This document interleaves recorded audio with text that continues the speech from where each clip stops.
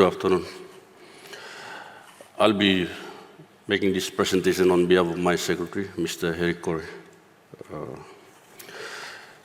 Firstly, I wish to acknowledge the customary landowners and custodians of the past, present of the Gagidal people of the Euro Nation, on whose sacred land we are convening our meeting.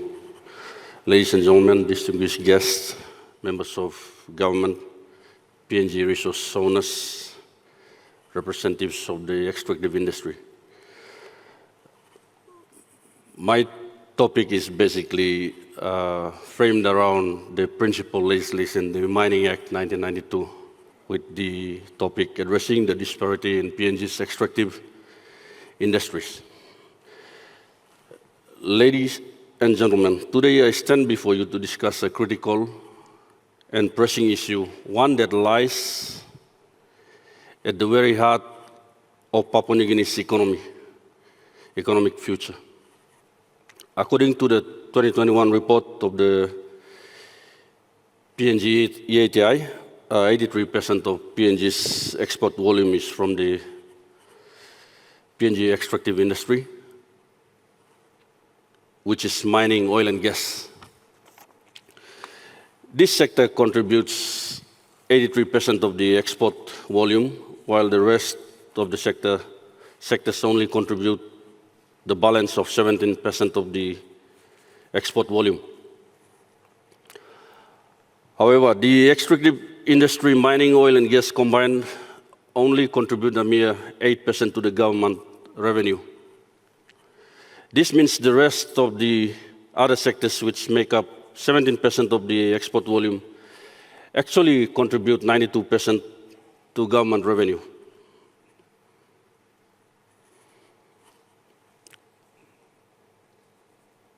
This stark disparity underscores an urgent and systematic issue that demands our immediate attention and action.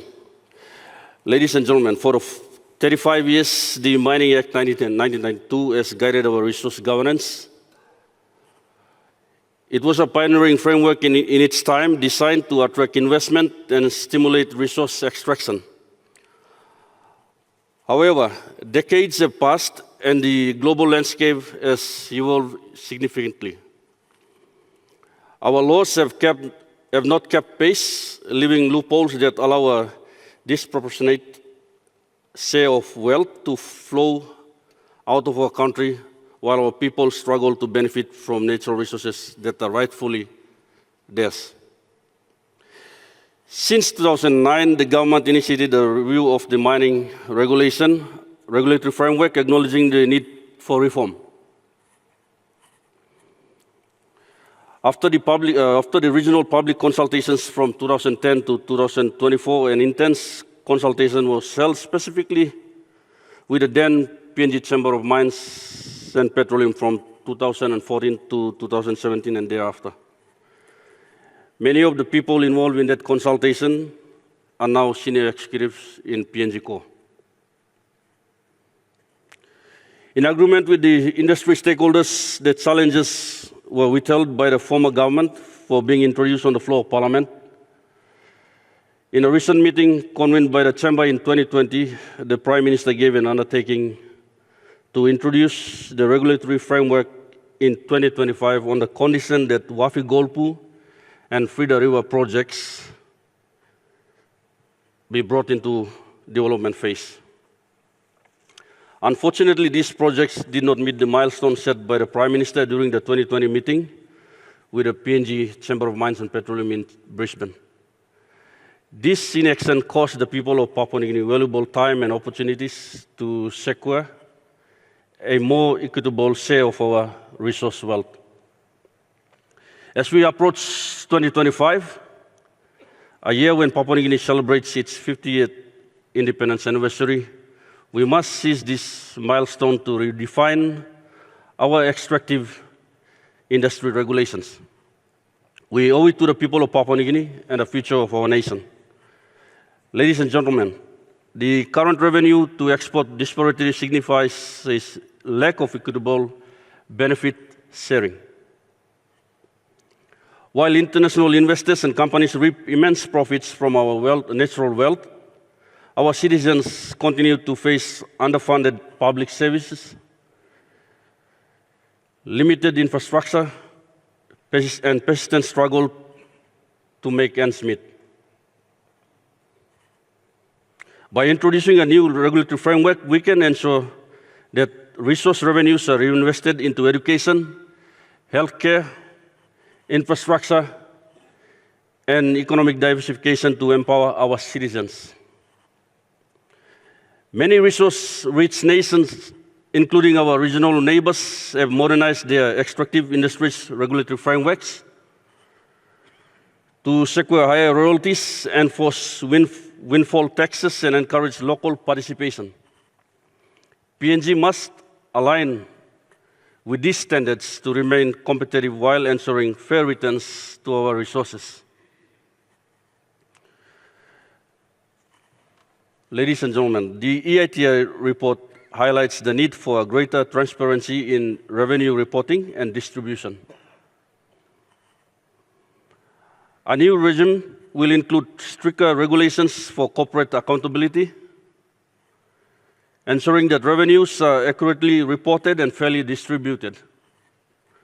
PNG's dependence on raw exports has left the country vulnerable to volatile global commodity prices. A reform framework can mandate investment in downstream processing, keeping more value within PNG and fostering job creation. Our resources are finite, and every ton of ore and barrel of oil extracted represents an irrepressible loss for us as resource owners. By securing greater revenue and implementing sustainable practices, we can ensure that our resource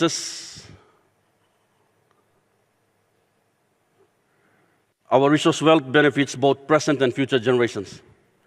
One may ask, why 2025? 2025 is not just a number on the calendar. It marks 50 years of PNG's independence. It's a symbolic moment to reaffirm our sovereignty and reshape our destiny. Our new regulatory regime introduced in 2025 will serve as a statement to the world that Papua New Guinea is ready to take control of its future. It will demonstrate our commitment to equity, sustainability, and prosperity for all Papua New Guineans. Ladies and gentlemen, we will offer a final opportunity to all stakeholders to peruse the revised Mining Act and to make comments within a month to ensure the new regulatory framework is fair, transparent, and implementable. We aim to increase royalty and provide a better option to the state to exercise its right to equity. There will be an enhanced state equity participation, and that strengthens state ownership and participation in major projects.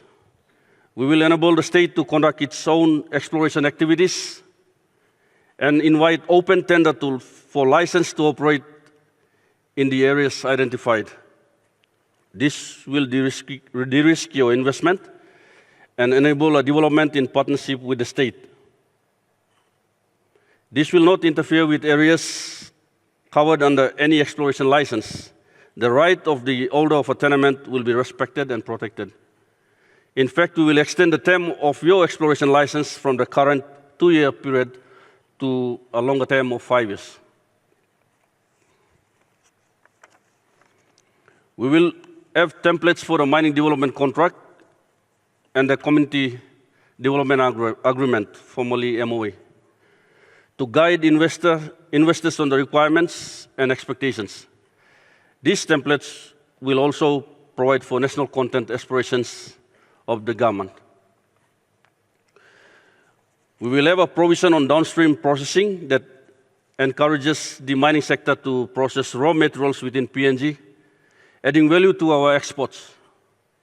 We will introduce a new tenement called Lease for Mining Refinery for this purpose.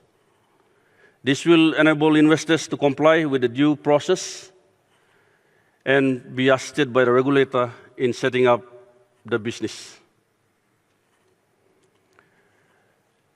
Ladies and gentlemen, as PNG approach our Golden Jubilee, PNG is presented with a unique opportunity to redefine the role of extractive industries in our national development. This is a call for a fair take for the countless Papua New Guineans who deserve better from the wealth beneath their feet. It is a call for action to ensure that future generations inherit a nation that is prosperous, equitable, and sustainable.